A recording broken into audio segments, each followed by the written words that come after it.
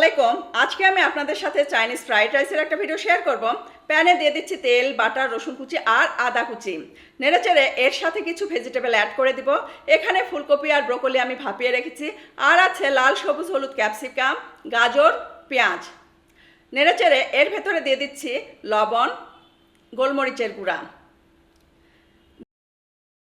দিয়ে দিচ্ছি ফেটানো ডিম আর বাটার।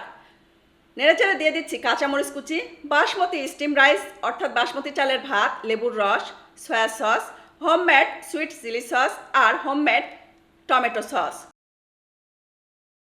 খুব সুন্দর করে মিশিয়ে নিয়েছি। দিয়ে দিচ্ছি গোলমরিচের গুঁড়া। 4 থেকে 5 মিনিট হাই ফ্লেমে নেড়েচেড়ে চাইনিজ ফ্রাইড রাইস আমি রেডি করে নিয়েছি। সার্ভিং ডিশে সার্ভ করে দিচ্ছি।